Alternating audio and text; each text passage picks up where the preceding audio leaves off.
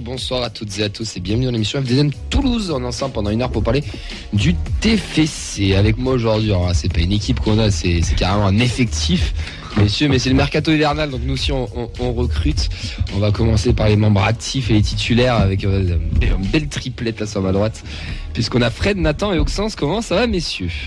La forme, comme quelqu'un qui va aller au Stade de France dans 5 mois. Inch'Allah. Ouais, pareil, on a fait la Coupe de France ce week-end, quoi. Auxence. Alors pendant qu'on est en train de régler la caméra, je suis très content d'être de retour en plateau parce que j'espère qu'en plus de ça, on va faire 2 heureux ce soir.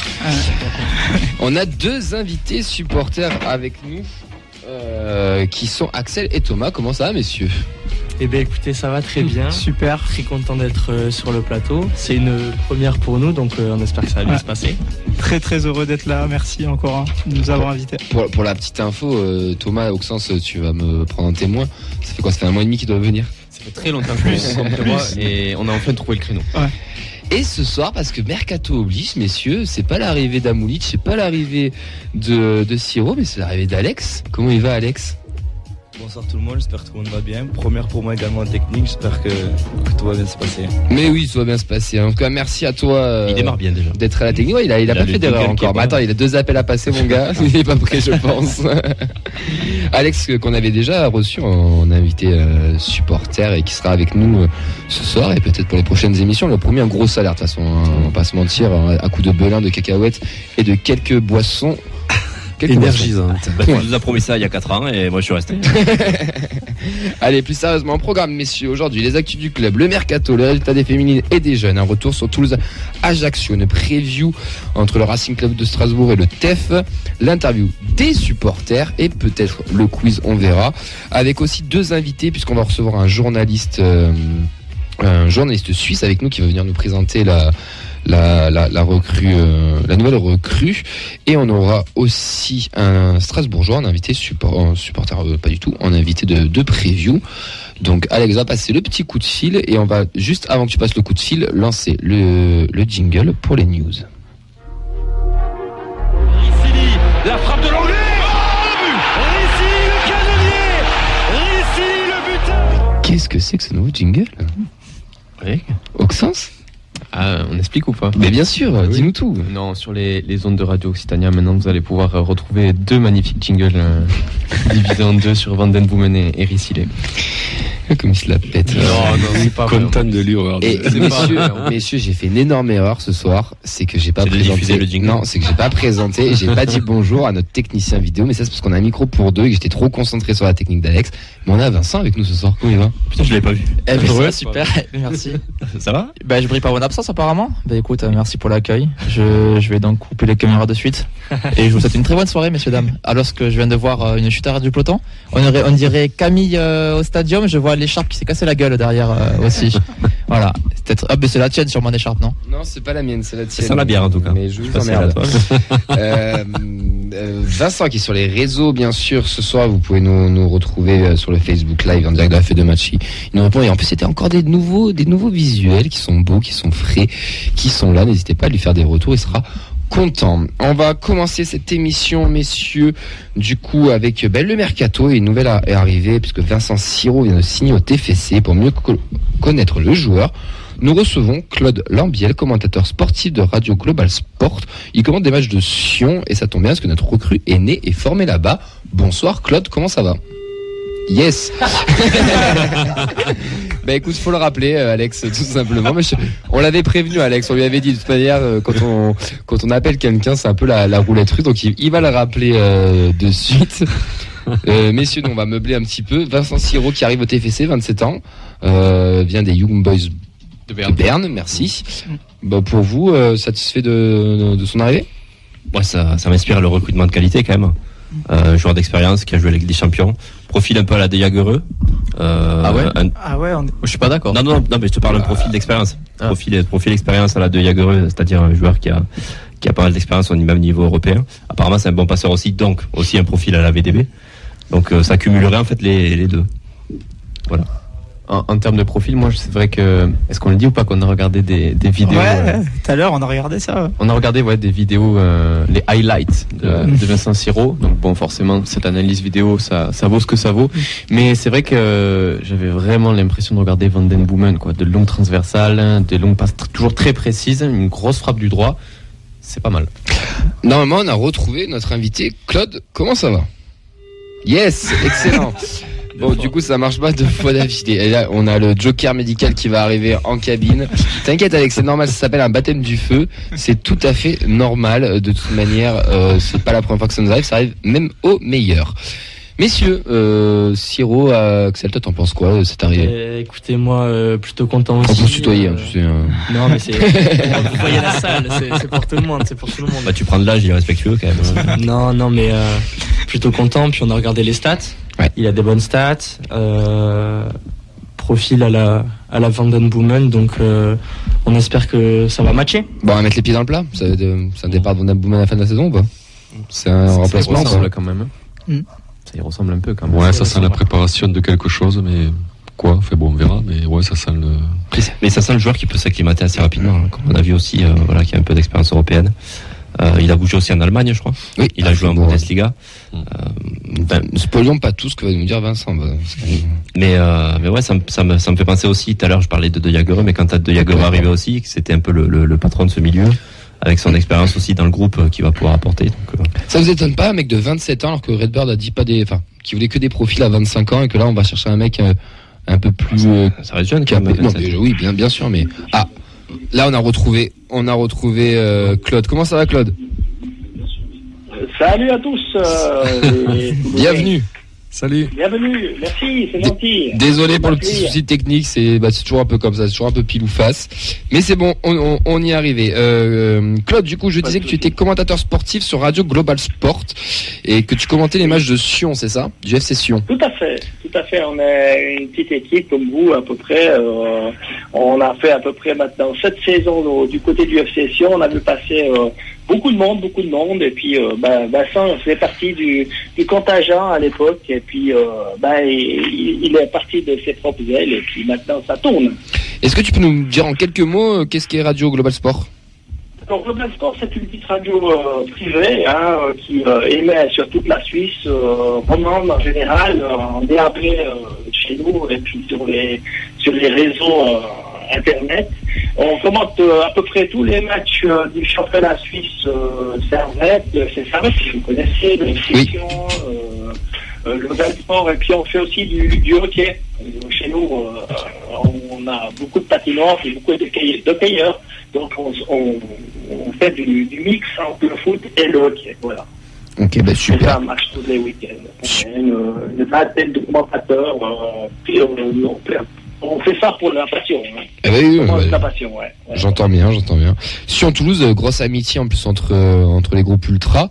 Donc c'est pour ça aussi qu'on a la chance de t'avoir ce soir. Hein. On va pas se mentir. Hein. C'est grâce aussi à cette connexion qu'on t'a ce soir avec nous à l'émission.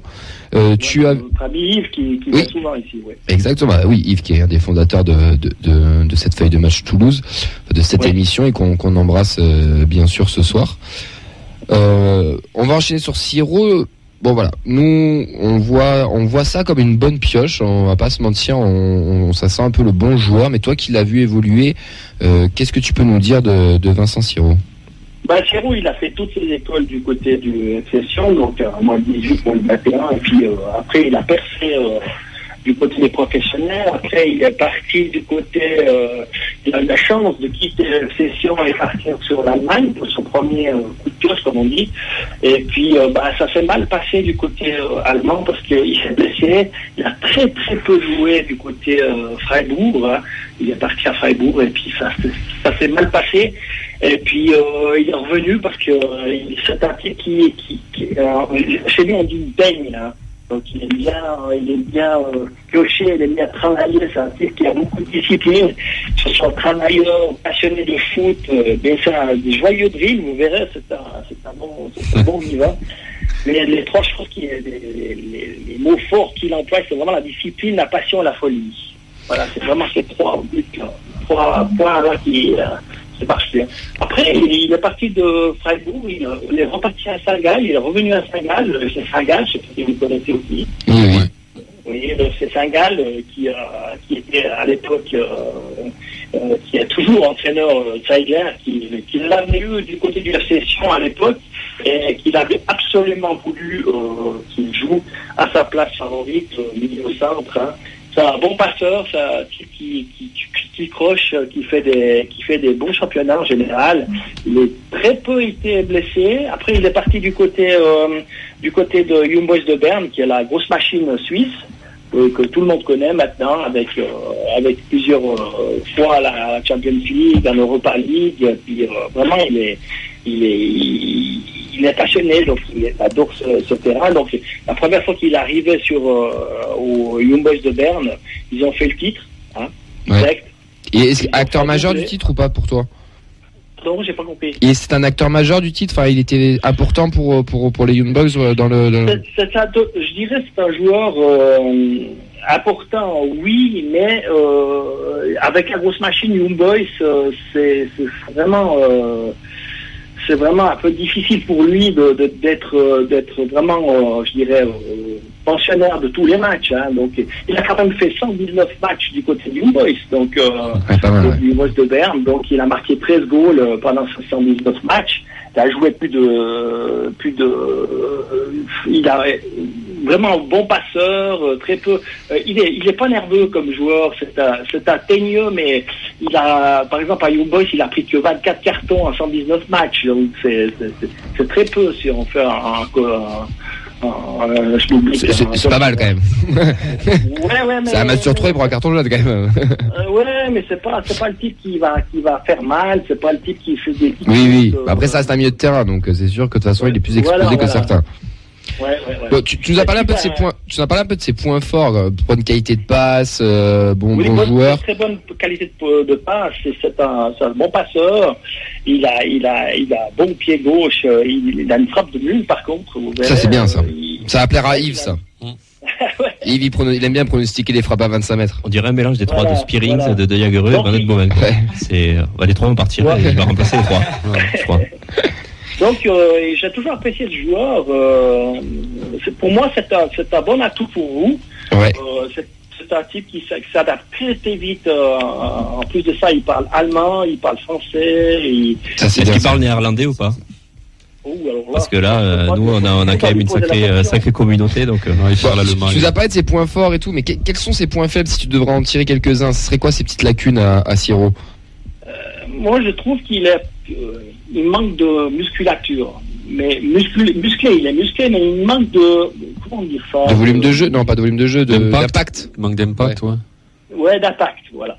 Ok. Donc, faut qu'il aille à la salle un peu, quoi. Ouais, voilà, il faudrait qu'il muscle tout ça. Si on prend... moi, je le compare à des joueurs du FC Sion, mais... je sais pas, pour moi, ça fait 8 saisons que je fais les matchs, 7 à 8 saisons. Il manquait un tout petit peu un peu freluquet, comme on dit. Bon, maintenant, il a pris de la masse, mais pour moi, il n'y a pas encore assez. De toute façon, il y a un centre de performance qui arrive à Toulouse, donc ça devrait être bon pour lui. Il peut jouer à quel poste pour toi? Quel est son poste de prédilection, là, dans celui lequel vraiment il est le meilleur? Ouais, le poste de prédilection, c'est vraiment milieu-centre. Ouais. Il peut jouer beaucoup sur la gauche. Donc dans un milieu à 3 en relayeur par exemple? Voilà, bon passeur, bon relayeur, ça peut pas mal, ouais. Bon, donc clairement le remplaçant de Van Den Boomen, parce que c'est en train de nous dire notre ami Vincent. Claude, pardon. Axel qui parlait de lui, ou bien je sais pas, je crois que c'était Axel qui parlait de ça. Qui ça, pardon? C'est un profil à la Van Den Boomen, oui, c'est ça. ça. Les deux supporters du T. Oui, exact, oui, exact. Ouais, voilà, ouais. Est-ce que tu penses qu'il peut s'imposer dans le championnat, enfin dans un championnat on va dire majeur entre guillemets, sans dénigrer bien sûr le championnat suisse, mais en plus tu viens de nous dire que ses carences étaient un peu plus physiques et on sait que la Ligue 1 est réputée pour être très athlétique, très physique. Est-ce que tu penses qu'il a les qualités quand même pour s'imposer dans ce championnat et au Toulouse Football Club? Moi je pense que c'est un bon achat. Pourquoi? Parce que c'est un joueur qui est très athlétique. Bon, il manque un petit peu de pêche, comme on dit, de force, mais très athlétique. Donc, on le compare un petit peu ici en Suisse comme un renard, voilà, un petit renard qui va chercher cette balle, qui essaie de donner le plus vite possible dans de bonnes conditions, ouais, tout à fait. On a Auxence qui a une petite question pour toi par rapport à Siro. Oui. Exactement, Claude, j'ai une question. Tu nous parlais de ses blessures du temps où il était à Fribourg. J'ai fait quelques recherches sur le profil de Vincent Siro et c'est vrai qu'il y a quand même une donne qui a de quoi faire peur, puisque depuis le début de sa carrière, il totalise plus de 500 jours d'absence suite à toutes les blessures qu'il a eues. Donc l'historique des blessures est assez long. Comment tu peux expliquer cette fragilité, entre guillemets? Oui, j'ai très mal entendu la question. En gros, il a 524 jours de blessure depuis le début de sa carrière. Et est-ce que ça... Je reviens de ce que j'ai dit avant. Donc, il manque un petit peu de consistance. Voilà. Si tu prends, par exemple, chez nous, maintenant, on a Mario Balotelli qui est là. Vous savez que Balotelli a signé à Sion. Si on prend un Cavaret ou un Balotelli qui joue au milieu, c'est pas le même volume. Oui. Pour moi, il manque un tout petit peu de volume, voilà. Ok, bah écoute. Vous comprenez ce que je veux dire? Ah oui, non, clairement, bien sûr. Moi, j'ai une dernière question. Oui, Fred, pardon. Oui, Claude, est-ce que, nous, ça a été une annonce un peu surprise là sur Toulouse. Est-ce que toi, tu as vu des échos, on va dire, un peu, Non, tout à fait. Alors, nous, on a été aussi surpris. D'accord. Ouais, tout à fait. D'accord. On a été surpris comme vous, hein. Franchement, on pensait pas qu'il allait partir au mercato d'hiver. Moi, j'ai une dernière question. Est-ce que tu penses que c'est un mec qui peut devenir international suisse à la courte durée? Parce que 27 ans, ça serait peut-être au bout d'un moment. Enfin, ça va commencer à... 27 ans, on a Murat Yakin, entraîneur de l'équipe suisse, qui aime bien s'entourer des gens qui... comment dire ça, qui connaît, donc qui a déjà qui va dans son sens. D'accord. Voilà. Ouais. Et puis j'espère que Siro arrivera un jour à concrétiser tout ça, de partir à l'équipe suisse. Il a déjà eu des sélections chez les jeunes. Chez les jeunes, 4, je crois. D'accord. Après, s'il va en sélection, c'est-à-dire qu'il a performé avec le TEF, donc c'est tout bénéf pour les deux. Oh, bien sûr. Il vient pour gagner la Coupe de France surtout, donc c'est ça, bien sûr. Une petite vanne qu'on va quand même vous la faire, hein, parce que je profite puisqu'on est sur les ondes de Vas-y, fais-toi plaisir. Française. On vous a quand même éliminé. Hein. Eh bien, écoute, c'est le moment. C'est allô, oui, ça coupe. Ah, on t'entend plus, désolé. Et oui, et d'ailleurs, c'était totalement mérité sur la fin du match, parce qu'on a fait nos Français à croire que tout était gagné avant la fin. Claude. Sur ces belles paroles, je pense qu'on va se quitter. Et un grand merci à toi de nous avoir, d'être venu, de t'avoir rendu disponible. Tu as un gros coucou de Yves qui nous a fait un petit message et qui te passe un grand bonjour. Ah puis on vous attend ici pour une bonne fondue. Ah bah avec grand plaisir. Écoute, de toute manière, on connaît la mission Sion-Toulouse et je vais même te dire que les bonnets de Sion étaient au rendez-vous même samedi au stadium. Donc avec grand plaisir pour la fondue, tu sais comment nous parler ici. C'est ça. Merci à toi Claude, à très bientôt. Salut Claude. Ciao. Juste franchement, Nathan, t'es super fort d'avoir tenu l'imitation du Suisse pendant 10 minutes. Franchement, je trouve ça exceptionnel. Merci à toi. C'est moche. Non mais merci à Claude, c'est top d'avoir ce genre de réaction, monsieur. Est-ce que ça, je sais pas, est-ce que ça vous hype un peu plus ou pas? Bah ouais, encore un peu plus parce que il nous confirme ce qu'on attendait et du coup malgré le fait qu'on a vu tout à l'heure, je l'ai vu avec Auxence, les blessures, ça peut être un peu inquiétant. Malgré tout, je pense que ça peut être un bon profil. On va dire que ça rassure aussi d'avoir une analyse concrète d'une personne qui l'a vu jouer depuis longtemps et de se dire que ça pourrait faire l'affaire pour pouvoir remplacer potentiellement un milieu à Toulouse, donc c'est cool, ouais. Et puis aujourd'hui, comme les bonnes nouvelles, ça va vite. Hein. Il y a aussi l'arrivée de Saïd Amoulic, qui est arrivé du Stal Mielec, comme son nom l'indique, il est bien bosniaco-hollandais. Donc fort de ses 9 buts et 2 passes décisives en 17 matchs de championnat. Saïd avait fait les beaux jours du DFK Dainava Alytus, 16 buts et 4 passes en 36 matchs en Lituanie. Et donc on a un petit attaquant athlétique qui vient d'arriver. Amoulic qui était très prisé sur les réseaux, les Violets l'avaient annoncé depuis quelques jours, et ça y est, c'est devenu officiel avec une très bonne vidéo encore de la cellule com du TF. Je pense qu'ils se régalent. Les mecs en réunion, ils doivent se taper des barres, et enfin moi je trouve ça génial. Franchement, enfin masterclass. Hein. Je sais pas toi ce que t'en penses, Vincent, qui gère la com de fait des matchs. Non, franchement, c'est, je sais pas si c'est dans le même fournisseur que Cyril Hanouna, mais franchement, ça tombe pas mal. C'est vraiment. Non, Non, mais tu vois, nous, pour Alex, je suis pas sûr qu'on fasse aussi bien, tu vois, pour son arrivée. Est-ce que t'as une Twingo, Alex? Peut-être qu'il a la Laguna de Brandao, peut-être. Je sais pas. Il a ça. Non. Bon, messieurs, ça nous fait un attaquant en plus. Donc, ça nous fait Kamadi, ça nous fait Soiseau, ça nous fait Aloumouic et Siro. 4 recrues pour le moment dans ce mercato hivernal. Est-ce que vous êtes satisfait de ces arrivées ou pas? Ouais. On a ouais.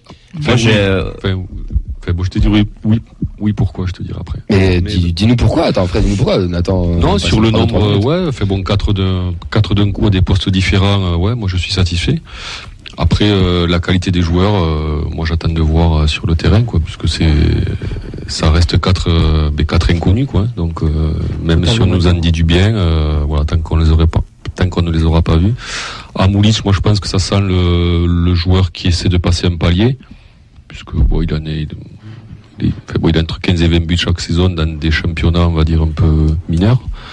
Mais voilà. Pété, moi j'aurais dit, mais ouais. Je peux dire mineur. Non, mais ça peut. Non, mais alors, moi, ça peut être le joueur qui arrive de national, tu vois, ou qui est en Ligue 2. Fred, je suis désolé de te couper, mais j'ai vu des mecs se hyper sur les réseaux de ouf. Oui, je suis d'accord. Le mec a joué en Lituanie et en Pologne. J'ai rien contre ces championnats-là. Mais où avait joué où avait joué Spearings. Oui, mais tu regardes ses formations, ses matchs. Je sais pas, moi j'attends. Alors lui, je l'attends vraiment. Autant les 3, ça va. Tu vois, je me dis ok. Autant lui, je l'attends vraiment. Ça sent le Junior Flemings, hein, lui. Tu crois? J'espère me tromper. J'espère totalement me tromper, et j'espère que dans 2 semaines je vais me dire non. Junior Flemings, quand même, il faut. Mais moi, je sais que Junior Flemings qui peut être Junior Flemings. C'est vrai, merci pour cette pensée. Mais moi, ça sent un peu l'escroquerie. Non, les 4, oui, ça fait 4 recrues au mercato d'hiver. Souvent, on dit que les mercatos d'hiver n'apportent rien. Là, quand même, on a l'impression que ça amène, que ça prépare sec la saison qui arrive, quoi. Je vais pas être plus inventif que Fred. Je vais dire, je suis quand même satisfait parce que ça vient combler. On se plaignait qu'il manquait des doublures à Silla, qu'il manquait des doublures à Dessler. Numériquement, déjà, ça vient remplacer. Ça vient rassurer. Ça vient rassurer pour cette seconde partie de saison où on avait peur justement d'avoir un effectif un peu trop juste. Au moins, il y a le nombre. Après on a vu cet été qu'on a été peut-être un peu déçus des joueurs qui ont été arrivés.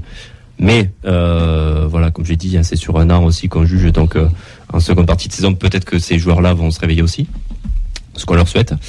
Et sinon, j'ai une préférence pour Siro. Je trouve que ça peut être un joueur qui peut vraiment amener une plus-value. Et les autres, après, à voir. Ouais, c'est ça. C'est plutôt un mercato d'anticipation avec Rissilé, Van Den Boomen, Silla qui arrive en fin de contrat à la fin de la saison, si je dis pas de bêtises. On a Amulix, Siro et Soiseau qui sont censés les remplacer numériquement. On n'a que Warren Kamanzi qui était censé être le backup en latéral droit, on l'a. Et c'est vrai qu'on se plaignait d'avoir un effectif pas assez fourni. Et là, en l'espace de quelques semaines, on se rend compte que maintenant on est presque trop. Combien de joueurs? Je crois que le TF a 37 joueurs sous contrat à l'heure actuelle, donc 4 prêtés. Donc, c'est-à-dire que ça va dégraisser un peu, peut-être avant le 31, je pense. Et 800 contrats. Plus en fin de contrat. Non, ça va durer 6 mois, puis après ça va, ça va dégraisser. Et moi, ça me fait penser un peu à ce qui aurait dû se passer avec Dalinga quand il est arrivé, tu vois, des joueurs qui arrivent 6 mois avant de les lancer définitivement. Donc là, c'est 4 joueurs qui vont prendre le pouls de la Ligue 1 un peu, qui vont se faire les dents ou les griffes. Après, je vais venir vers vous, les gars. Vous attendez à des départs ou pas suite à ce recrutement-là? À Moulic, clairement, devant, on a Ado, Begraoui, Ili. même qu'il est blessé. Dalinga. Sur ce Kerman mercato-là. qui peut jouer aussi. Ratao, sur ce Shaibi, je ne mercato-là, compte tu pas veux trop, dire mais Camille on a quand même 4 avançants de 4 numéro 9. Ouais, mais bon. Pour un poste, ça te gêne pas, toi? Tu dis pas que peut-être qu'il y a un prêt de Begraoui ou une vente de Begraoui, oui. Ado, oui. ou une fin de contrat deal, je sais pas, j'en sais rien. Après, Begraoui, on rentrait pas trop non plus dans la rotation, quoi. Je veux dire, c'était pas. Il y a du monde quand même. Oui, il y a du monde, ouais. Numériquement, il y a du monde, ouais. Messieurs, 2 supporters qui sont présents. Vous, est-ce que vous êtes satisfait de ce mercato? Qu'est-ce que vous en pensez? Je suis satisfait parce qu'on comble les trous quand même, comme on l'a dit tout à l'heure. Des doublures, on n'en avait pas beaucoup, voire même pas. Et même, je vais aller plus loin. Bon, on a vu un Kamanzi, moi, j'ai trouvé très intéressant quand même. Pour l'instant, bon, c'est que 2 matchs de Coupe de France. Hein. On va y revenir. On va se calmer, mais. Vaut mieux que ce soit intéressant que tu aies une mauvaise impression. Et oui, aussi, on prépare. Pareil, tout a été dit l'année prochaine. Hein. C'est clair, ça paraît clair. On a 4 joueurs qui pourraient s'imposer au futur. Puis on a quand même les blessés qui reviennent, quoi. Tu vois, il y a Genro, Dessler. Il y a Genro qui a rejoué donc en réserve, Dessler qui est rentré. Keben aussi. Ouais. Donc ouais, là je pense qu'on est armé pour gagner la Coupe de France, mais il a raison Nathan, je suis chaud. Quantitativement, là on est armé pour la seconde partie de saison, quoi. Peut-être un tout petit peu plus sceptique que vous tous, puisque je me dis que ça peut aussi faire du mal sur le collectif, vu que justement il y a cette période d'adaptation. On va voir si ça va beaucoup jouer, ça va pas beaucoup jouer, s'ils vont réussir à s'intégrer au collectif aussi, parce que c'est important, au-delà de la performance athlétique. Donc content, oui, mais après il va falloir voir ce que ça donne aussi sur le collectif et voir si ils peuvent tous s'entendre et que voilà, ça puisse faire quelque chose d'harmonieux. Ce qui fait peur, c'est les flops des mercato hivernaux. Ouais, c'est ça aussi. Où il y a pas vraiment eu de vraiment. Après, il y a quand même des dénominateurs communs, tu vois. Le bosniaco-hollandais, bon, il parle hollandais, donc il y a d'hollandais. Siro, il parle français, donc Genro parle français. C'est la langue du club, tu vois. Enfin, il y a quand même des. Oui, non, moi, l'intégration, a priori, je suis pas trop inquiet parce que jusqu'à maintenant, c'est quand même un critère qui comptait dans les recrutements, donc l'état d'esprit des joueurs, etc. Donc, je pense que là aussi, c'est des joueurs qui ont été scrutés, qui ont été datés par rapport à sur ce critère-là, quoi. Donc.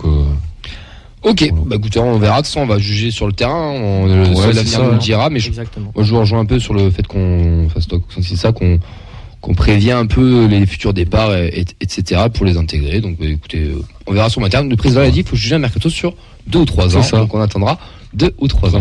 Nathan, qu'est-ce qui s'est passé chez les jeunes et les féminines? Et je vais pas te mentir, fais-le en accéléré, s'il te plaît. D'accord, très bien. Victoire 2-1 de la N3 face à Aigues-Mortes. Donc ça s'est fini donc avec un but de Keben et de Zuliani.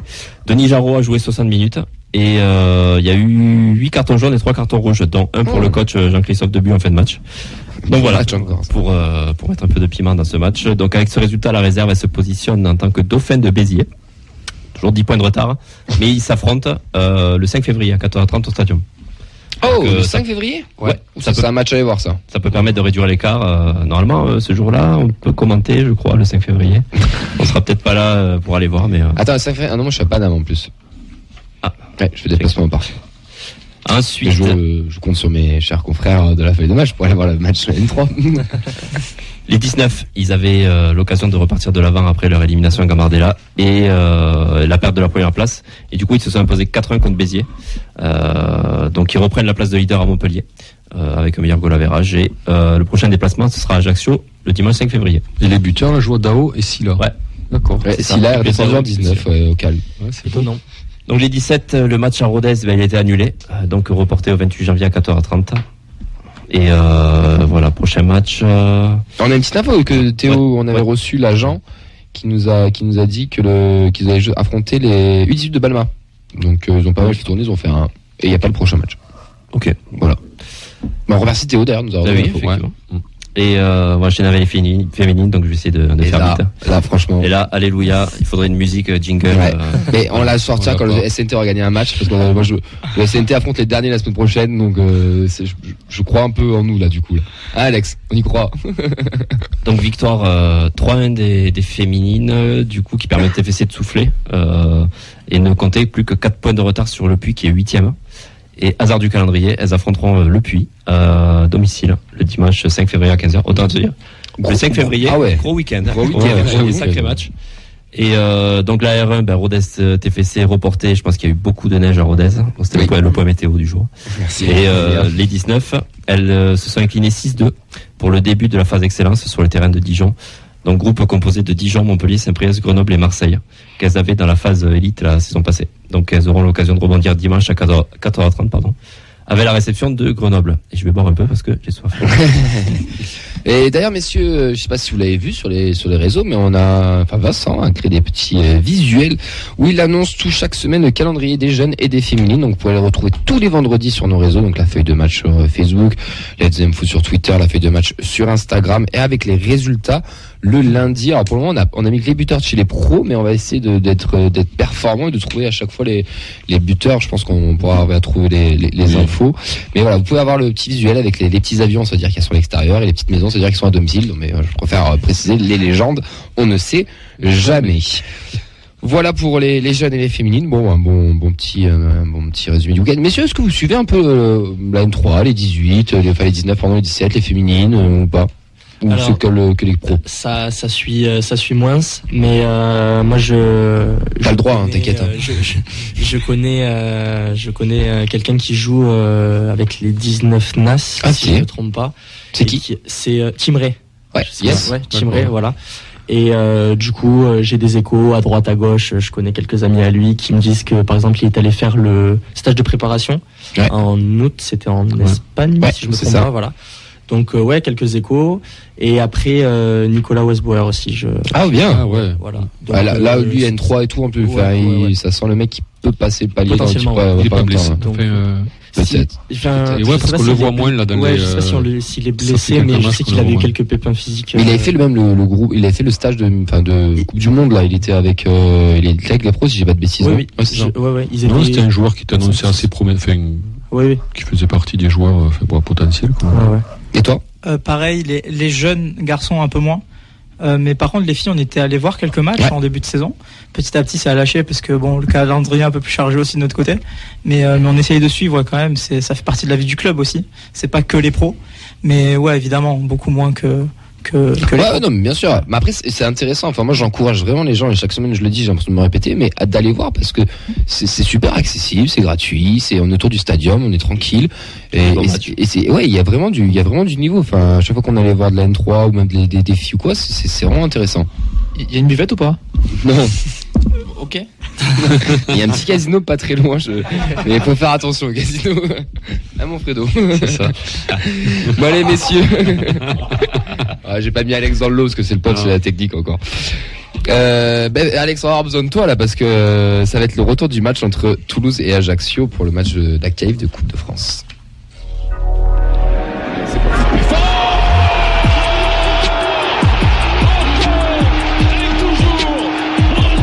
Ça, ce petit sourire. Tu vois mon sourire sur Elmander, il y a le même sur Oxens. Quelle fierté quand on entend nos jingles. Non, c'est surtout que c'est vrai que ça fait un moment que je l'avais fait en plus. Oui. Donc ça fait plaisir de l'entendre enfin. Oui.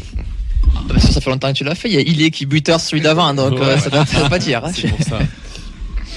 Allez, Oxens, c'est toi qui nous a fait le retour de match. On a la bourre comme d'hab, mais c'est pas grave. Et tu vas nous parler de cette qualif en 8e de finale entre Toulouse et Ajaccio. Exactement, puisque le championnat était en pause. Place à la Coupe de France avec un choc de Ligue 1 entre nos Violets et Ajaccio. Dans un stadium plutôt garni, malgré le froid et l'horaire assez insolite, samedi 18h. Ça commence bien déjà, cet horaire un peu particulier. Je préfère ça 18h que... Ouais, on en reviendra après. Je garde mes arguments pour après. Assez particulier quand même. On passe des belles après-midi quand on fait des matchs à 18h. Non, mais 18h au final, c'est pas si mal que ça, quoi. Ça tient chaud la bière après. Moi, j'ai pas eu très froid perso. On enchaîne du coup avec la composition. C'est vrai que c'était une équipe, je dirais 1,5 avec Ketil Hawk dans les cages, Silla, Nicolaisen, Costa, Kamanzi à l'arrière, De Jagereux, Shaibi et Tsingara en 6 avec une attaque composée de Birmancevic, Dalinga en pointe et Abouklal. Je commence le film du match. La partie débute. Les Violets ont le pied sur le ballon, à l'image d'Abouklal, qui alerte Solacaro dès la 8e minute. Le match est fermé, pas beaucoup d'occasions, le rythme est soporifique et la météo n'aide pas. Les deux équipes s'observent, on sent que ça ronronne des deux côtés, pendant que Camille se remémore sa chute en tribune. Et hormis la tête au-dessus de Birmancevic juste avant la mi-temps, eh ben, on n'a pas grand-chose à se mettre sous la dent pour cette première partie du match. Tu vois, on n'a rien manqué, Camille. Ça fait 0-0 à la mi-temps. De quelle couleur jouait Toulouse? Question assez simple, mais qu'est-ce que vous retenez de cette première mi-temps? Et bien pas grand-chose. Plutôt compliqué. Un blackout. On enchaîne du coup avec le retour des vestiaires, puisque c'est à ce moment-là Attends, peut-être que les gens ont des choses à dire. Oui. Non. Attends, Non. moi, d'autres Thomas, il avait des trucs à dire.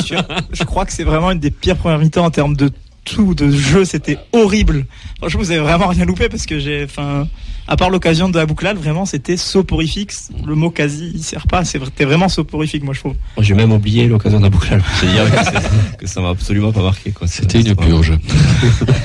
Moi, je suis parti sur une rediffusion. J'étais au travail en livraison de pizza, donc un peu compliqué pour peut-être tu besoin ça. regarder le match. Alex, toi, en cabine, t'étais au match aussi, vu comment je t'ai brusqué dans tout le match. Je peux te dire que je sais que t'y étais. Cette première mi-temps? La première mi-temps, sincèrement, J'ai rien vu. j'ai plus vécu en tribune que sur le terrain, donc franchement, c'était pas exceptionnel. Un virage bien animé, en tout cas. Ouais. Franchement, ouais. Enchaîne. C'est bon. Alors au retour des vestiaires, le TFC se réveille enfin et on sent que l'entrée des titus habituels aide bien avec Ratao, Spearings, etc. Mais du coup, on joue en blanc ou en noir parce que. On joue en blanc. Ça commence à chauffer devant le but corse. Abouklal rate de peu le cadre à la 55e et Shaibi s'essaye de loin à la 64e. Et finalement, le TEF va enfin trouver la faille à la 66e lorsque Dalinga déborde à droite, centre fort. Et Abouklal, qui est là au bon moment, et conclut à bout portant dans le but grand ouvert. Ça récompense un match assez étrange du Marocain.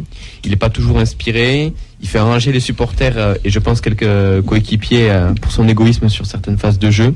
Et pourtant, il est toujours bien placé pour scorer. Un peu comme à Brest, ça fait 1-0 pour le TFC à ce moment-là. Qu'est-ce que vous en pensez? Bon, on lui demande de faire son boulot. On savait que ça viendrait d'un exploit personnel aussi, parce que c'était un match assez fermé. Ajaccio, qui était clairement venu un peu sur la même lignée du match qu'ils avaient fait. Hein.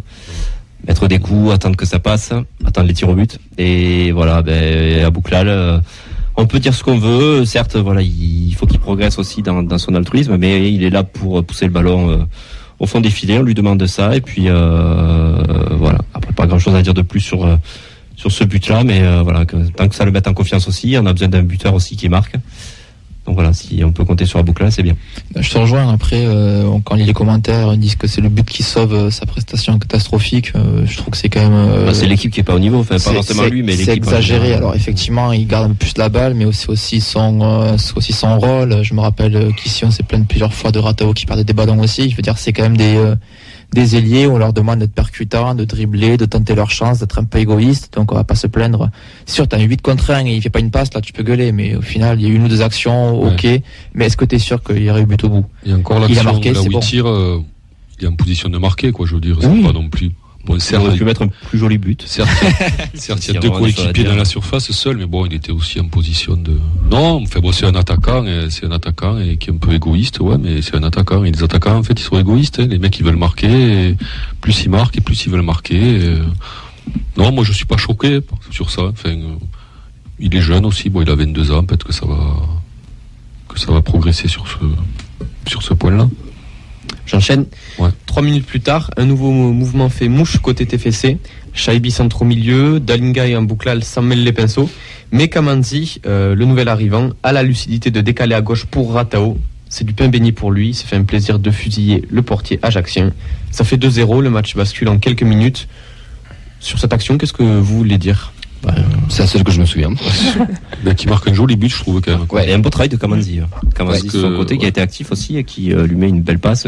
La frappe est belle aussi. Ah oui, la finition est pas évidente, quoi. Enfin, il devient si je dis pas de bêtises, le remplaçant le plus prolifique du tout. Le club a marqué 6 fois en sortant du banc, égalité avec Wissam Ben Yedder et un autre que j'ai oublié.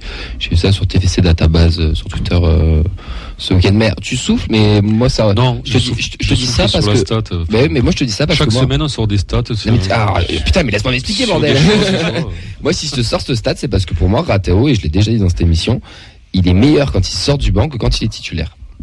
Je le trouve beaucoup plus efficace quand il sort du banc que quand il est titulaire. Après, tout le monde dit, donc là, cette année, il a plus marqué en étant remplaçant. C'est pas cette année, c'est sur les 2 saisons qu'il est là. Mais moi, je l'ai trouvé toujours plus intéressant quand il rentre en impact player que quand il commence. Et voilà, c'est mon avis. Après, c'est un peu son rôle aussi vous connaissez mon avis sur Ratao aussi. Donc c'est son rôle de feu-follet un peu pour profiter des attaquants qui fatiguent les défenses et d'apporter un petit peu sa folie. Donc je partage assez ton avis aussi. Après, bon, je trouve même en étant titulaire, il apporte beaucoup de solutions. Voilà. Forcément, c'est comme à Bouclal aussi, un petit peu égoïste. Il faut qu'ils arrivent à progresser, à être un petit peu plus altruiste. Mais avoir une sortie de banc, ça reste quand même une valeur sûre. Mais après, c'est le genre de joueur, c'est tout ou rien, quoi. En fait, il y a des joueurs comme ça, tu prends, qui peuvent te sortir des gros matchs et après pas passer au travers sur le match suivant, mais alors du début jusqu'à. Messieurs, Ratao. Bah moi j'aime bien parce que moi j'aime bien ce type de joueur quoi. Brésilien, technique. Moi j'adore, mais c'est vrai qu'il y a des moments le déchet c'est du tout ou rien, je suis d'accord. Ça peut être énervant. Mais moi autant j'aime beaucoup quand même donc. Mais vous avez pas connu Daniel Braten quand même. Si. Un peu quand même. On est pas Axel, je t'ai vu faire des techniques. Moi je suis pas d'accord. Moi aussi je trouve que je préfère quand il est sur le banc et qu'il rentre pour donner un peu plus d'impact et pouvoir secouer la défense. Moi non plus je suis pas. Après c'est pas du mal. Après c'est pas des cracks aussi voilà. Donc c'est des joueurs voilà. C'est pas chez nous sinon. Mais bon voilà. Le seul attaquant brésilien de la Ligue 1 qu'on a, est pas technique. On s'attendait un peu à voir. Il est technique. Il fait des choses. Des fois, on se dit, il a la balle, il va faire une folie, mais. Les sombreros, il aime bien. Il en perd plus qu'il en gagne, mais oui. Petite balle perdue. Ouais. Bah, comme lui. Excellent. Pas mal. Oui, pas mal. J'aime l'humour. Ouais. Bon, et à partir de là, on n'a plus grand chose à dire. Les attaquants corses sont complètement muets. On n'a rien à dire, tout simplement, hormis à la toute fin du match où un adversaire arrive à mettre le ballon au-dessus sur une action assez confuse. Au final, Hogg n'est jamais réellement inquiété. La qualification est en poche. Le TEF est en 8e de finale de Coupe de France avant de défier Strasbourg à la Méno. On prend Reims à la maison pour le prochain tour, si je dis pas de bêtises. Oui, alors je vais pas lancer le sujet maintenant. On va en parler après, mais on va finir sur le match. J'ai envie de dire, alors l'essentiel c'est 3 points, ce qu'on aurait pu dire en championnat. L'essentiel c'est la qualif, non? Ouais, dans ce genre de match, t'es pas là pour faire du beau fait. Si tu peux faire un beau match, t'as mieux, mais si tu le fais pas, bon, l'essentiel c'est de se qualifier, tu poursuis, voilà. Je vais pas vous mentir, mais est-ce que vous n'êtes pas un peu hypé par cette Coupe de France? Est-ce que on se doit pas de rêver? Ah, c'est l'année ou jamais. De rêver, ouais. C'est l'année ou jamais. Non, pas l'année ou jamais, mais si, après l'année dernière aussi, ça devait être l'année. Est-ce que nous, en tant que Toulousain, avec le palmarès qu'on a, est-ce qu'on se doit pas de jouer ça? Ah si. Ouais. Regarde Nantes, l'an dernier, ils finissent 9e, ils finissent ventre mou, ils vont la gagner. Donc là, on voit qu'il y a quand même, il reste 4 clubs de Ligue 2, un club de N2. Tous les gros de Ligue 1 s'affrontent. Donc effectivement, on peut se donner le droit de rêver avec un tirage favorable. Et si on n'y croit pas cette année, après il faut passer Reims. Non, mais je veux dire, si tu passes Reims et que tu es en quart de finale déjà, tu peux te donner le droit de. Après, c'est plusieurs choses à prendre en compte, Nathan. C'est aussi comment ça va se dérouler au niveau du championnat. Est-ce qu'on va rester à cette place-là avec le matelas qu'on a sur les premiers relégables? D'où le fait de finir ce mois de janvier avec Strasbourg et. Est-ce que tu vas continuer avec ce genre de compo? Non, enfin, c'est une chance aussi vu l'effectif, des nouveaux joueurs, ça fait des matchs en plus pour les intégrer, pour pouvoir les essayer.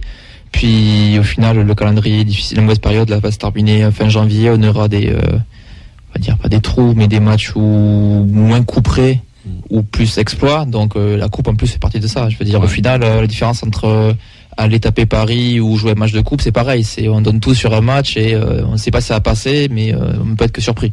Mais là, clairement, Reims à la maison, oui, c'est un 8e. Tu passes tes en quart. Il reste potentiellement 2 matchs avant la finale, voire 3 avant de la gagner.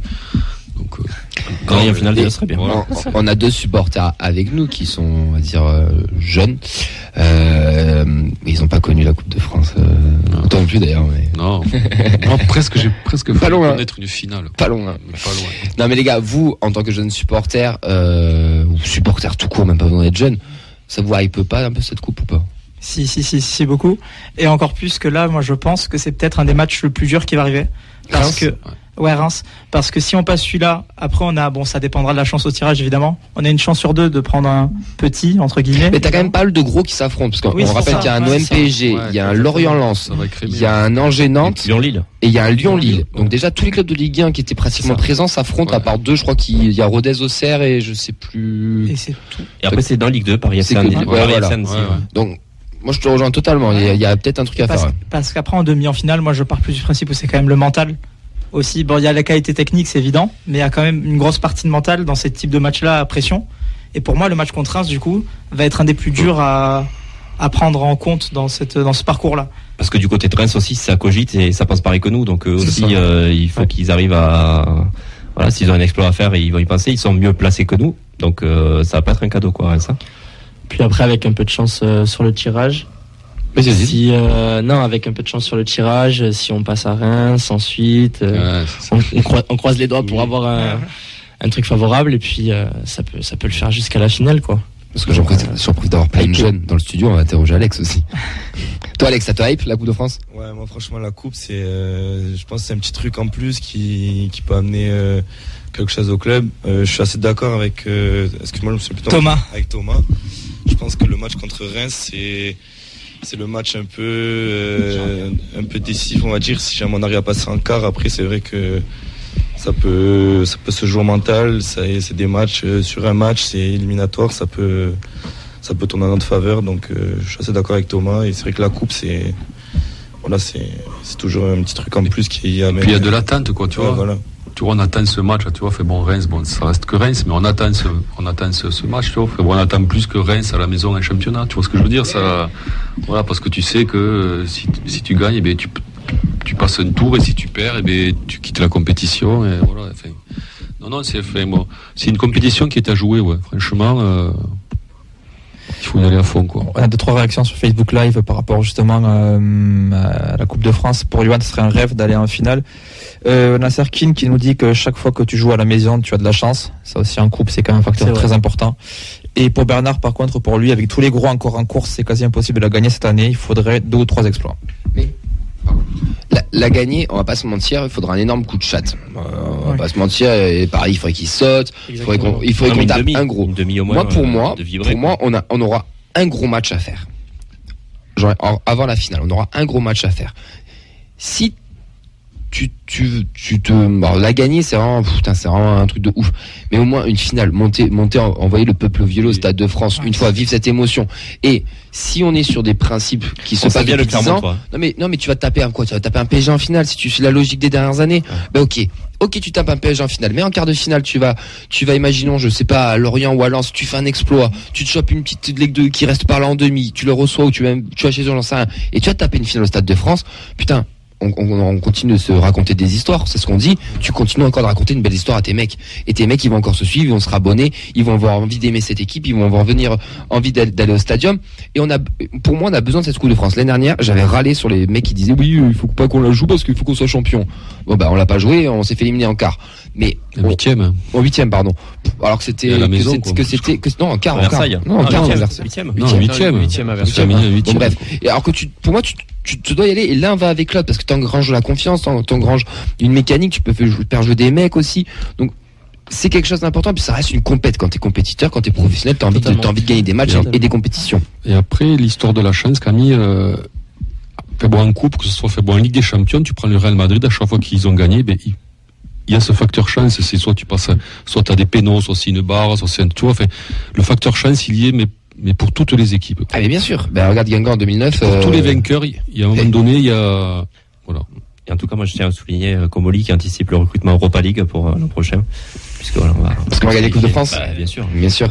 En temps pour finir la Coupe de France, voilà, c'était ma petite hype sur la Coupe de France. Et maintenant, je vais défoncer la FFF et les sorts putain de diffuseurs de merde. Ouais. Et là, je pèse pas mes mots parce que ça commence vraiment à me gaver. Alors déjà qu'on se tape un TFC 3 à 19h un mercredi, et là, on vient de se taper une horaire un 8 février à 18h15. Alors, qu'on soit toulousain ou pas toulousain, c'est une dinguerie. À Toulouse, à 18h15, je parle même pas de l'ambiance sur le périph' ou dans les transports en commun. Et puis c'est quoi cet horaire 18h15? Mercredi, on veut remplir un stade, on va pas pouvoir, alors que c'est ce qu'on est en train de dire, c'est des émotions, c'est la coupe, c'est une saveur particulière, et ça se trouve il y a une personne sur deux qui pourra pas aller au stade parce qu'il bosse, ou il va falloir qu'il pose un jour de congé ou un RTT, ou alors ils pensent tous qu'on est des chômeurs. Sauf que le supporter, il n'y a pas que des chômeurs chez les supporters, et ce qui me gave, c'est qu'on est en train de faire un truc pour les téléspectateurs, ce qu'on en parlait tout à l'heure en off. C'est qu'en fait, comme on disait avec Fred, regarde, tu mates ton TFC Reims à 18h15, tu commandes ta petite pizza et tu tapes un petit Marseille PSG juste après, et t'as juste pas bougé de la télé, t'as juste changé de scène. Sauf que le foot, ça se passe pas devant la télé, ça se passe tout simplement dans les tribunes ou dans un stade. Et ça me gave. Je partage l'avis. Aussi. Tout le monde le partage, je pense. Vous pouvez retweeter du coup sur le. Non mais voilà, ça fait chier quoi. J'ai partiel en plus. Non. C'est vrai. Putain, quelle horreur. Donc s'il faut, ça va être de la double peine. Je vais picher le partiel et on va s'éliminer. Quel enfer. T'es encore à l'école à ton âge? Bah oui. Tu sais, c'est facile bien fauteuil du championnat. Rapidement tes tops et tes flops, le temps qu'on appelle notre supporter strasbourgeois Hugo. Alex, il va retenter le téléphone. On croit en toi, Alex. Tes top, tes flops. En top, moi j'ai mis Warren Kamanzi, que je trouve très intéressant pour ces 2 premiers matchs. Il fait une passe D, on voit qu'il a une finesse technique d'entrée de jeu. Je sais pas ce que tu en penses. Et moi j'aimerais que tu pousses ton analyse. Tu l'as trouvé bon parce qu'il a fait une passe D ou parce que qu'est-ce qui t'a plu chez lui? Mais tu vois que sur parle-moi foot un peu.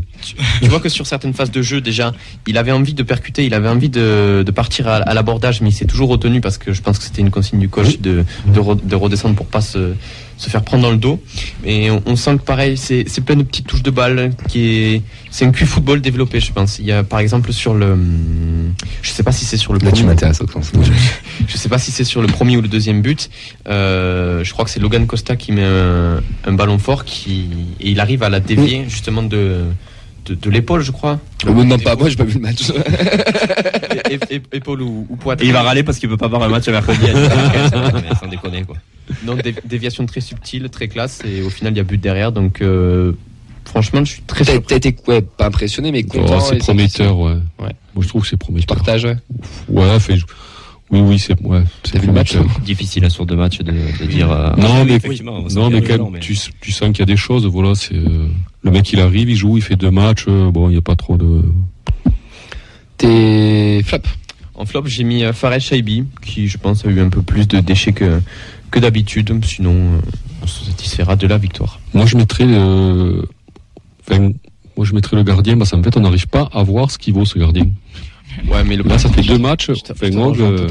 Il a pas été inquiété, on peut pas le mettre en flop sur ça. Il a des sorties c'est pas lui-même, mais. Je comprends pas son profil. Après, j'étais promis pour parler poliment, à chier à la gueule de Peterson, qui, je trouve, qui montait en régime au final par la Coupe de France. Moi, Hogg, parce qu'encore Peterson, il devait censé concurrencer Dupé en Ligue 2. Là, Hogg est censé être numéro 1 en Ligue 1. Et je le trouve absolument pas en confiance. Son rôle, c'est comme de rassurer une défense. Je trouve qu'il apporte pas ça. Après, il est trop sur sa ligne, je trouve. À sa décharge, il a rien à faire. Alors le gros, oui. Mais je peux que. C'est ça que je veux dire. En fait, on n'arrive pas à se faire une idée parce que. Rassurant, il n'était pas dans l'orientation du jeu. Par contre, oui, le souci, c'est qu'il ne joue jamais. Par rapport à un reste qui va jouer avec la N3 ou d'autres gardiens, lui il ne joue jamais, donc il est vraiment en train de cirer le banc, avoir très peu de minutes de jeu. Après, moi, la contre Ajaccio, entre deux choses, j'ai quand même vu un gardien qui avait l'air assez à l'aise au pied, quand même 2-3 fois, je l'ai vu relancer rapidement. Mais le problème, c'est que c'est le gardien d'Ajaccio. Il a rien à se mettre sous la dent, quoi. Donc en fait, on ne peut pas le juger, on le critique, mais on peut pas le juger en fait, quoi. Parce qu'il y a rien à se mettre. Il n'y a pas matière, quoi. Pour sa confiance aussi. C'est compliqué de rentrer 2 matchs. Le mec, il touche pas un ballon, quoi. Et pour prouver, t'as 3 relances à faire, quoi. Comme l'a dit Vincent, il joue pas en N3, enfin rarement en N3, donc c'est compliqué. Après, on a 1, 2, 3, 4 gardiens sous contrat pro, 5 même. Immer, Rest, Hogg, Peterson, Dupé. C'est un peu compliqué. On a vu aussi en prépa quand on avait été voir. Pareil, il n'avait pas été rassurant aussi. Messieurs, on a fait le tour, on est qualifié, on est en 8e. Rendez-vous du coup posé au RTT, rendez-vous à 18h15 pour le coup d'envoi au Stadium. On va enchaîner avec la présentation du prochain match entre le Racing Club de Strasbourg et le TFC. On va recevoir Hugo.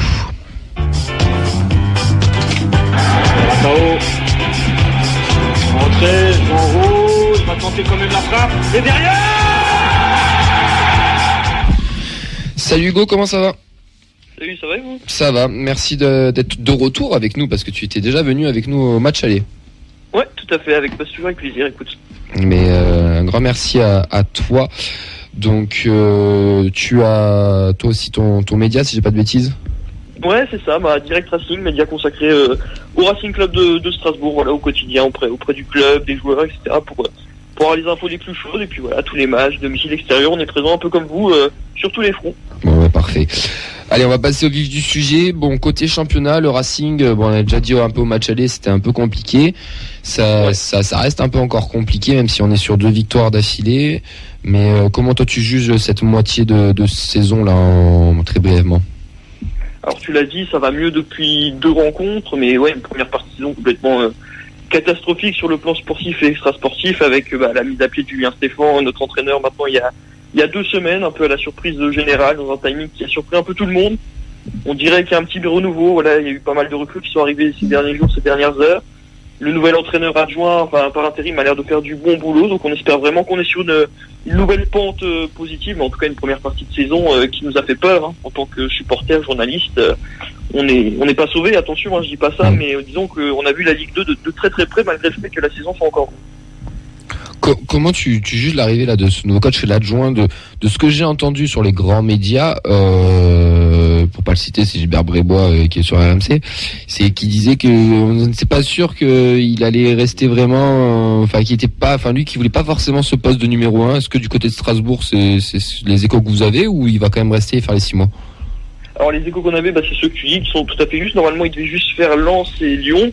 Et si ça se passait bien, la présidence du club réfléchirait à le conserver en tant que numéro 1. Il a réussi à obtenir un très bon nul contre Lens et une victoire miraculeuse à Lyon. Donc du coup, il a été maintenu. Il a le soutien du vestiaire. Les joueurs, il faut savoir qu'en interne, ils ont plaidé la cause de cet entraîneur-là pour qu'il reste. Donc le président, a écouté ses joueurs et aussi les supporters qui réclamaient quasiment à l'unanimité que Mathieu Le Scornet reste en poste. Donc maintenant, faut espérer que ça tienne pour les 19 rencontres qui restent pour la suite de la saison. Vous voulez pas un consultant canal, genre style Pascal Duprat?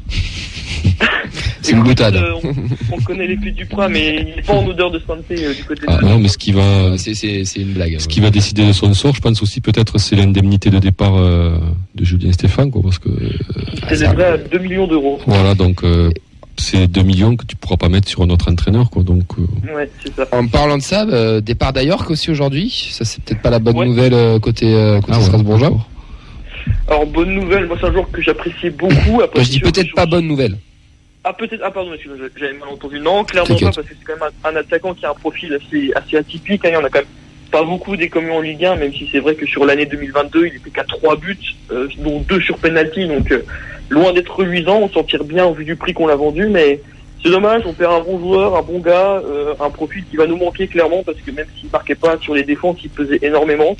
Donc à voir, il devrait être remplacé. On sait que Wilson Isidore est sur les tablettes du Racing, il joue du Lokomotiv Moscou, donc à voir comment ça va évoluer, mais j'espère qu'on arrivera à trouver un profil assez similaire. Hormis ce départ, il y en a d'autres qui sont prévus, qui sont déjà actés d'ailleurs, j'ai pas trop regardé.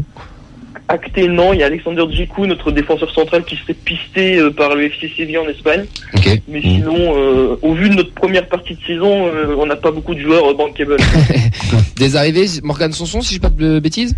Ouais, alors arrivé Morgan Sanson. Ça c'est bien ça pour Strasbourg par contre. Très bien au vu du gabarit du joueur. Un autre en ukrainien, Subol, désolé pour la prononciation. Pas de soucis, t'inquiète.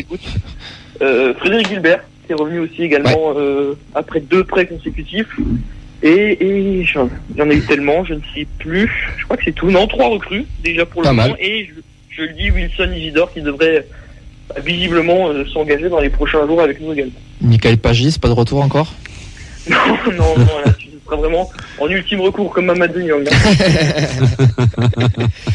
Non, on parlait de Chilavert, mais je pense que là, c'est, on est trop ancien. Ça sera vraiment pour sauver en tout dernier recours. Bah, surtout que Matsels fait une belle phase, c'est un très bon gardien de Ligue 1 en plus. Enfin, moi, j'adore ce gardien. C'est certainement, top 3, top 5 peut-être. Top 5. Top 3 Ligue 1 actuellement. Ouais, top 5 pour être large, parce qu'il y a toujours qui vont se dire, non, il y a machin, mais bon. Mais oui. Bon, les points forts et vos points faibles, parce que ça va être un gros match quand même assez décisif pour ce week-end, soit pour Toulouse ou pour Strasbourg. Nous, on est clairement en mode maintien sur ce mois de janvier-février. Et c'est des dates qu'on a cochées parce que c'est notre championnat, on va pas se mentir. Et je pense que pour vous, c'est un peu pareil. Donc les points forts strasbourgeois là pour ce week-end, c'est quoi? Bah tu l'as dit il y a 30 secondes, Matzel, vraiment notre gardien qui depuis le début de saison est magistral. Mais moi quand il est performant, je me demande qu'est-ce qu'un tel gardien fait à Strasbourg, alors qu'il pourrait prétendre à des top clubs européens, je pense sans aucun problème. Et nos points forts, je dirais quand même l'attaque, parce que malgré tout on a Abid Diallo devant qui est à 7 ou 8 buts, je ne sais plus là de tête, mais qui en claque quand même pas mal dans une équipe qui joue le maintien, qui est en grande difficulté. Donc Abid Diallo à surveiller de près, et puis notre portier Matzel que vos attaquants ont bien du mal à passer, je pense. Les points faibles?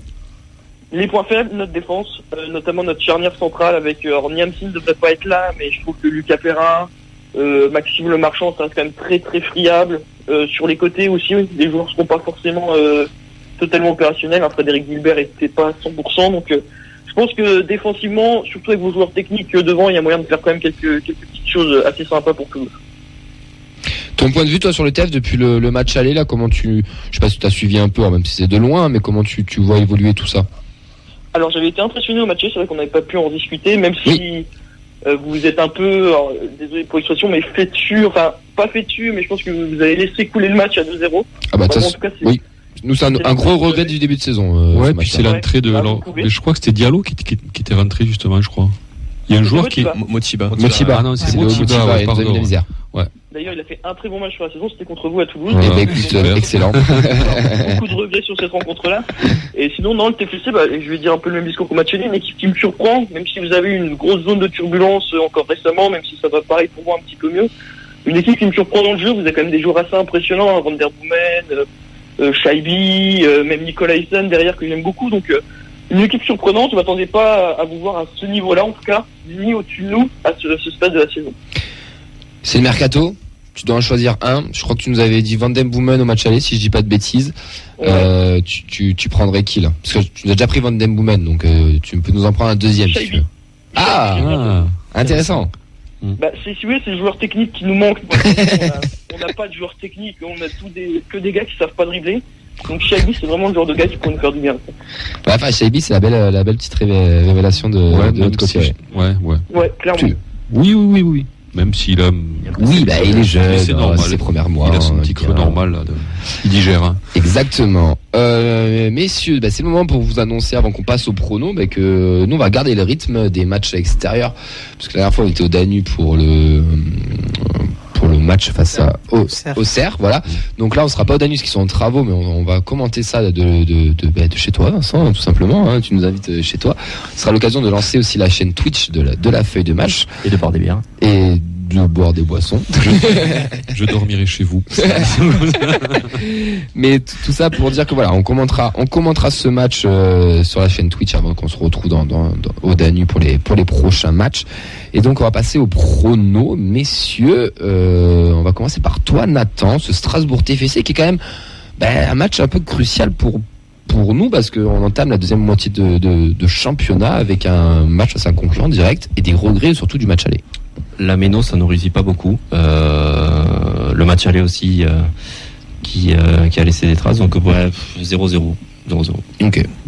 Non, moi pas 0-0 parce que je pense que ça va être un match qui va être âpre. Disputé. Ouais, disputé. Ouais, deux équipes. Ouais, il y aura des buts. Moi, je veux dire, allez 2-2. Hugo, tu m'arrêtes si je me trompe, mais vous êtes toujours pas gagné là, mais non. Toujours pas, non. C'est mon pronostic, les gars. C'est sûr. Le FC relance. T'as bossé quand même. Nous aussi, on est le FC relance, donc. 0-0. Moi, c'est moins, ça fait plus, hein, fais gaffe. Moi, justement, grâce à cette stat, je dis 1-0 Shaibi. Oh, précis. Vincent. 2 partout. Le nul, oui, mais avec de l'action. Moi, je suis nul en prono. Donc 2-1 pour le TEF, on est positif, mais donc on perd. À voir. Moi, pour pas dire 2-2, parce que c'est ce que je voulais dire, on va dire un partout. On va dire un partout, non, allez, un partout. Alex. Moi, j'aurais dit comme Thomas, un partout aussi. Hugo, faut équilibrer tout ça, mais t'as vu, on n'est pas très confiant côté toulousain. On pronostique le match nul. Hein. C'est vrai. Écoute, moi je pense que ça va être 2-1, mais pour le Racing, je pense qu'on va enfin avoir ce premier succès à domicile. On n'a plus trop le choix de toute façon, parce que si on perd, ça peut nous mettre dans les travers, dans la zone rouge. Donc je pense qu'il y a eu un déclic chez les joueurs et je vois bien 2-1 pour le Racing. Et toi, Camille? Moi, j'ai vu le dernier match face à Lyon et quand t'as dit le mot braquage, ça m'a parlé parce que c'était clairement un braquage face à Lyon. Mais il y a deux choix. Ou on y va et on gagne 2-0 et on, entre guillemets, on les pose sur la table, ou alors on perd 1-0 et Strasbourg fera un match de bonhomme et on fera un petit contre-coup, une petite contre-performance. Après, tu dis qu'on était inquiet parce que Strasbourg était un peu revenu dans les équipes qui comptent dans le championnat. Ouais. Et là, cette année, ils ont rien à faire là en fait. Mais j'aimerais savoir ce qu'il en pense. Enfin, ça marque pas quand même un coup d'arrêt dans la progression du Racing là, cette demi-saison avec le départ départ de Stéphane qui était quand même annoncé comme un des gros entraîneurs prometteurs français. Ouais, puis c'est un constructeur sur du long terme surtout quoi. Ouais, mais là il me semble que c'est quand même un petit coup d'arrêt dans la progression du Racing qui moi je voyais bien progresser, mais comme progresse le Racing Club de Lens, tu vois. Moi, je pensais qu'il ferait une saison un peu donc à la lensoise, quoi. Même si tu avais dit en début de saison que les carences que tu décris là, en fait, et qu'on voit, tu les avais décrites dès le match à Toulouse, quoi.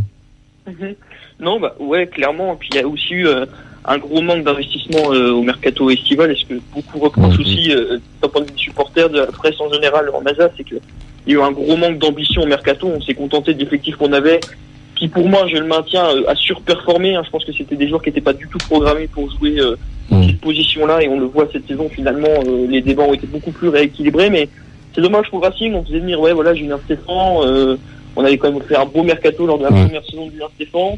On n'a pas réussi, je pense que on s'est reposé un peu trop sur nos lauriers. Je pense qu'on s'est vu trop beau, trop vite, et je pense qu'on le doit quand même beaucoup à nous-mêmes, ce manque de progression, manque d'investissement, manque d'ambition. Je pense qu'on paye un peu tout ça maintenant.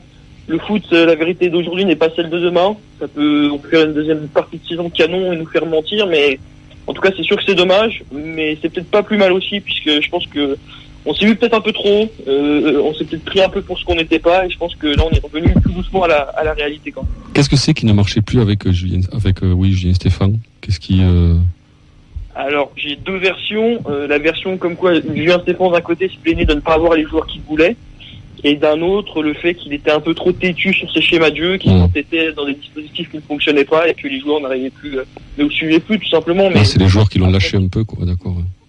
Ouais, voilà, je pense. Après, la vérité complète, on la saura jamais. Ça, c'est le secret de polichinelle du vestiaire, mais je pense que c'est un mélange un peu de tout. D'accord. Pour finir là, rapidement, tu vois le Racing faire une belle remontée au classement ou pas? Genre, peut-être pas un top 10, mais genre 11, 10e en fin de saison? Et se sauver haut la main, on va dire. Il y a une statistique, alors j'ai plus la statistique exacte en tête, mais je crois que sur les 10 ou 15 dernières années, la seule équipe qui s'est maintenue avec si peu de points à ce stade de la saison, je crois que c'est Wek Pascal Duprat, en 2015-2016. Ok. Donc tu te vois descendre? Moi, je suis quelqu'un de très pragmatique. Dans les statistiques, comptablement, je vois pas comment on pourrait se maintenir avec le si peu de points qu'on a actuellement, quoi. Sachant qu'il y a 4 descentes. Ouais, c'est ça aussi. Ouais. Bon, en tout cas, merci Hugo, très intéressant encore une nouvelle fois. Merci à toi d'être intervenu, nous avoir présenté le Racing. Tu seras au match dimanche? Oui, c'est dimanche. Oui, dimanche. Tu seras au match le dimanche? Ouais, bien sûr, je suis au match. Bon, parfait. Et écoute, on te souhaite un très bon match. Et puis une meilleure seconde partie de saison, parce que moi je vais pas te mentir, le Racing c'est le genre de club qu'on a envie de continuer de voir en Ligue 1, donc en espérant que même si c'est ric-rac, que ça reste. Bien sûr, on espère tous ça aussi, et puis pareil pour le TFC. C'est gentil, écoute, bon match à toi et bonne fin de saison. Merci à vous aussi, à bientôt. Ciao. Bonne soirée, salut. Ciao. Et c'était intéressant. Encore une fois, on remercie Hugo, donc Direct Racing, le média, si vous voulez les retrouver. Maintenant, on va passer à nos deux supporters. C'est vraiment mercato ce soir. C'est pas un, on en a deux, quoi. Allez, c'est parti.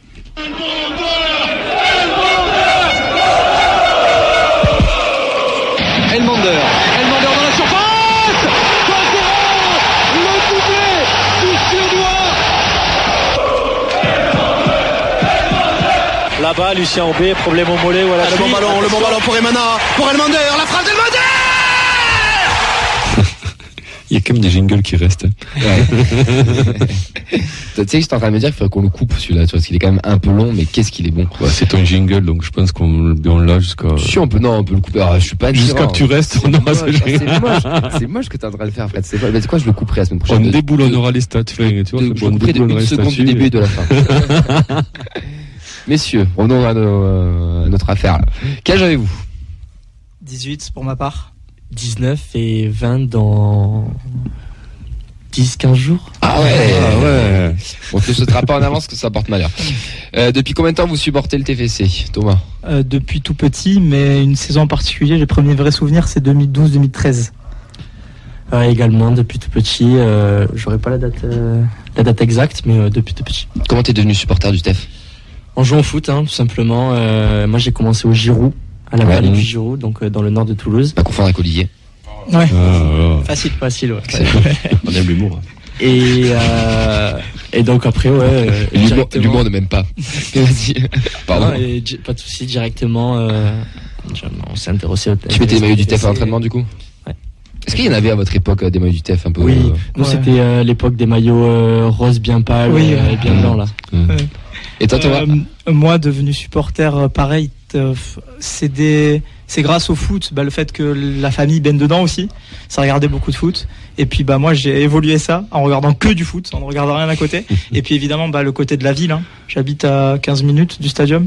Donc, en allant au stade, voilà. C'est un pitchoun, c'est vrai. C'est vrai pitchoun, les deux. Votre premier match au stadium, Thomas, ton premier match, c'était quoi? Wow. Alors, j'ai pas de souvenir en tête du premier, mais j'ai un souvenir photo, je crois que c'est en 2010. Souvenir photo avec une bière à la main à 5 ans, comme quoi papa était déjà, voilà. Prévoyant. TFC Lyon, 2010 du coup, je serais même pas le résultat. 2010, c'est... Alors attends, 2009-2010, c'est un 0-0, un vieux 0-0 en 38e journée en clôture de la saison. En plus, il faisait beau, donc ça doit être ça en plus. Ouais. C'est ça. Voilà. Je suis bon. Hein. Et je peux avoir des points pour le coup. 2010. Vérifie l'info quand même. Moi, je dirais 2010, que c'est l'année où je suis arrivé sur Toulouse et c'est là où je rentrais avec les drapeaux et je me rappelle avoir envahi le terrain à la fin et qu'on ait fait un vieux 0-0 pété.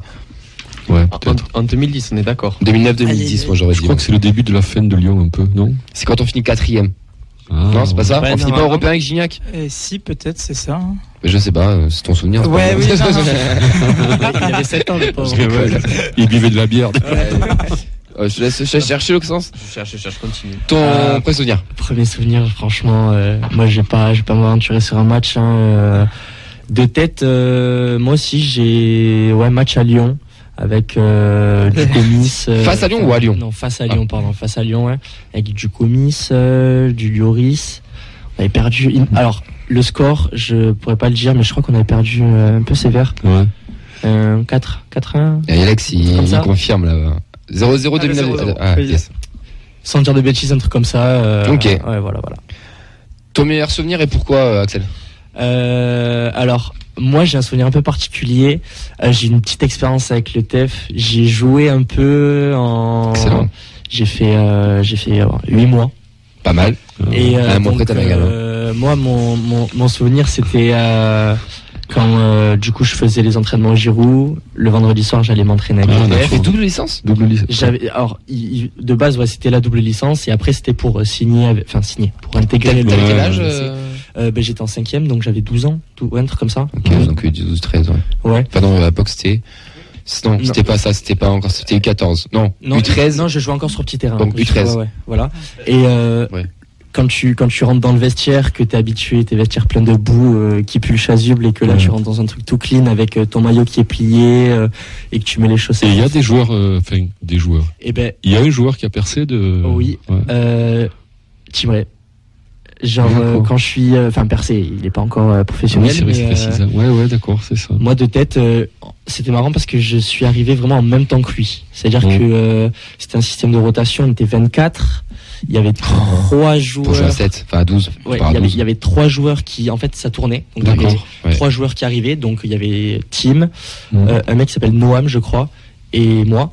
Et donc, on était arrivés dans les vestiaires, on avait les maillots et tout. Et après, le coach, il disait, tu joues pas comme ça. Vraie question. T'as fait les ligaments? Non, j'ai pas fait les ligaments. Je me rappelle, on m'avait pris sur le côté, on m'avait dit, écoute, t'es un peu trop frêle. Donc, muscle ton jeu, Axel. Exactement. Tu joues encore au foot un peu? Non, j'ai arrêté. Très bien. Si, tu joues, Axel. Tu joues plus en club? Je joue à l'ICTFC. Voilà. Ok. Fais de la pub. Ah mais t'inquiète, le lundi soir on va t'en parler en off après. Thomas. Moi, le meilleur souvenir, vu que j'avais pas Merci, le niveau ouais. pour jouer 8 mois, mais 2 semaines. Le meilleur, je dirais quand même la montée l'année dernière. C'était fou. Le terrain contre Niort, c'était magnifique. Je vois pas ce que je pourrais dire d'autre. Après, si c'était Niort. Je sais pas, il y en a eu 2. C'était Niort. Oui, c'était Niort. Moi, c'est la montée que j'ai le plus pris. C'est la montée que j'ai le titre, oui, pardon. Voilà, Ouais. Et j'aurais pu dire aussi le maintien. Mais je me souviens de ce match, j'ai pas vécu dans des bonnes Angers conditions, je crois. Ouais, voilà. Mais non, la montée, c'était incroyable quand même. Ton pire souvenir, pardon. Le 30 avril, c'est mon anniversaire. Et le 30 avril 2020, en plein confinement, un moment un peu déprime. On apprend le TEF, il descend dans Ligue 2 officiellement. LFP.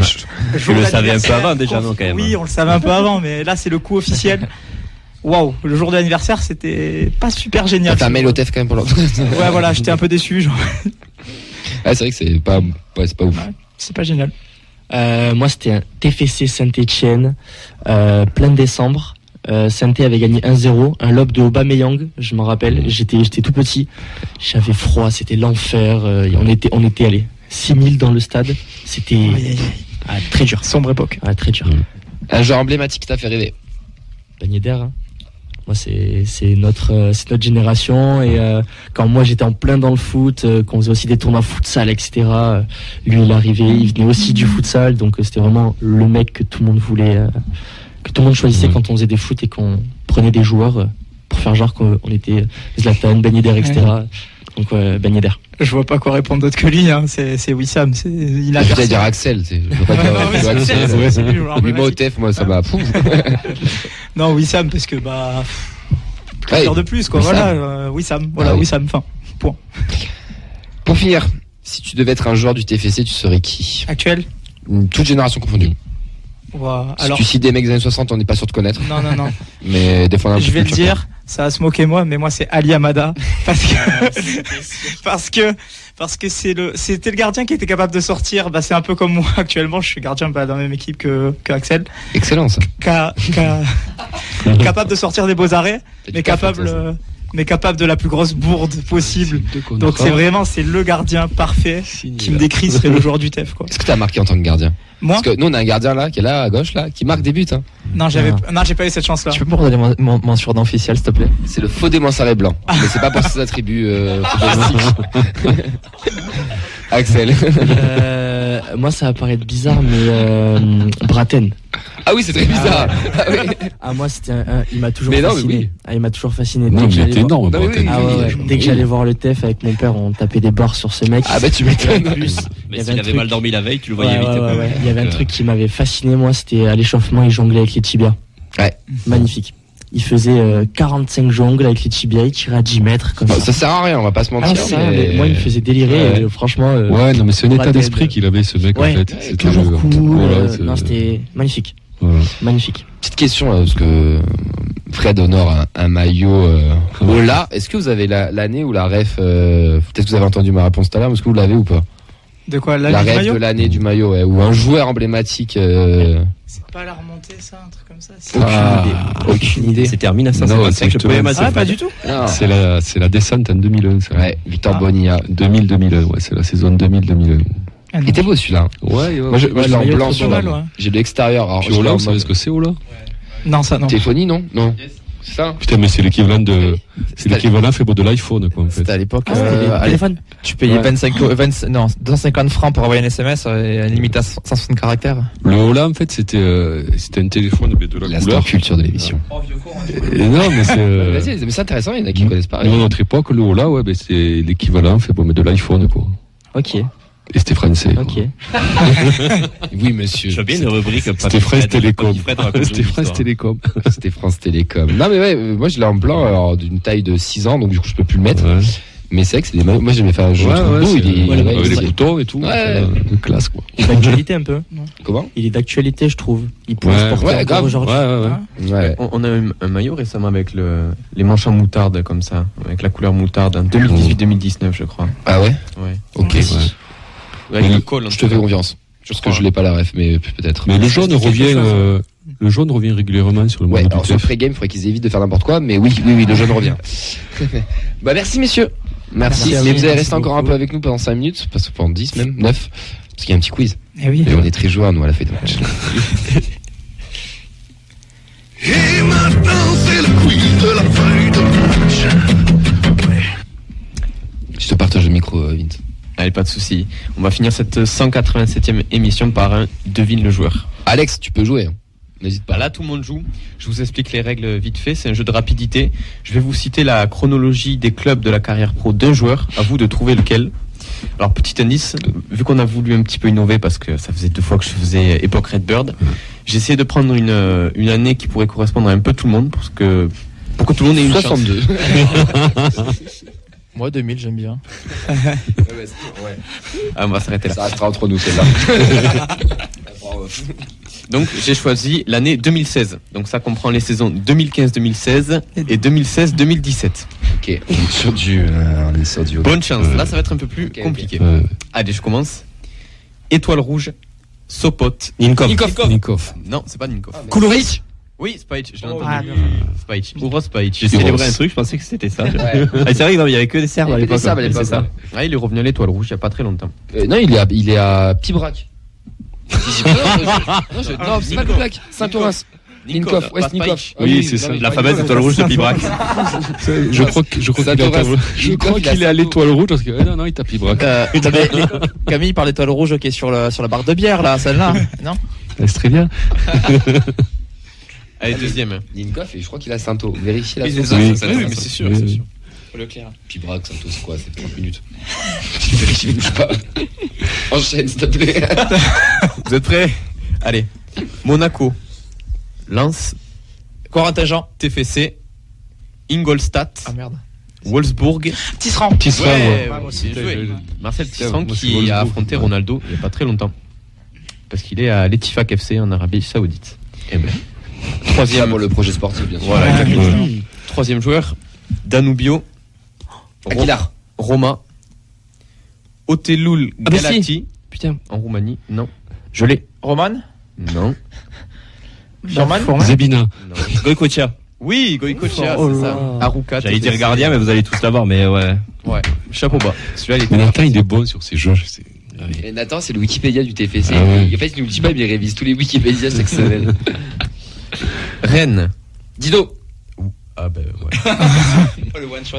Rennes TFC Guingamp. Bien Etienne joué. Dido. Allez, on passe au suivant. En 2016. Ouais. Oui, Ouais, c'est la dernière. Hein. Il est C'est le encore là. seul que j'aurais pu avoir, je suis dégoûté. Non, vous allez en avoir un. Le prochain, si vous le connaissez pas là, attention. TFC. Wissam. Non. Cordoue. Caddy Garcia. Oui. Bodiger. Ouais. Bodiger, ouais. Bodiger, ouais. Je pense pas. Ouais, qui continue son road trip en Espagne. Là, il Il est à joue, là Grenade. Acadie. Ah, Grenade. Grenade. Ouais. Ok. Grenade. Mais un Grenade à Haute-Garonne ou?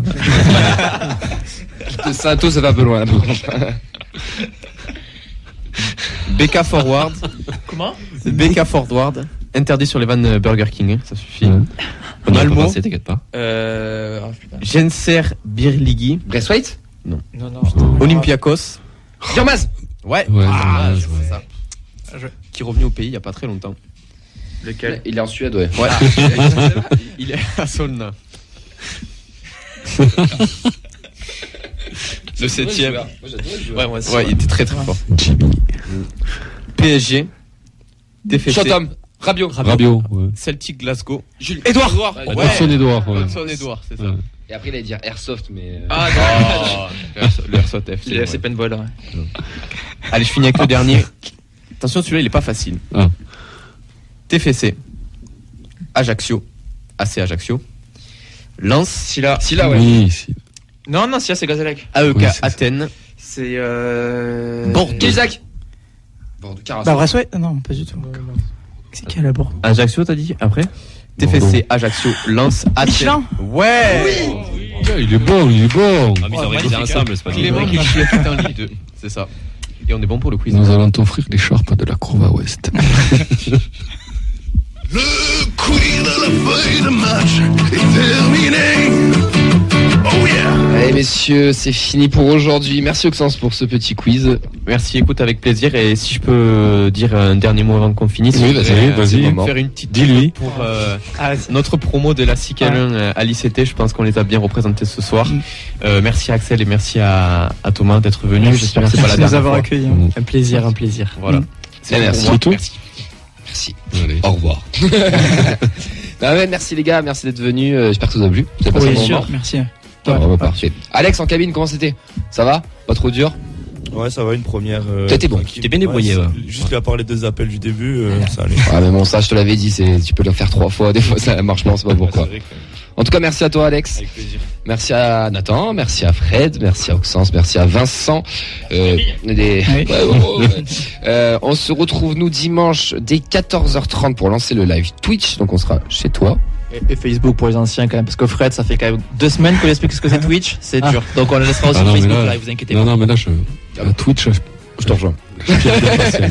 Moi je te rejoins. Moi, Twitch, c'est le mec sur l'équipe qui commente là. J'ai ça comme image. Comment il s'appelle? Ryu.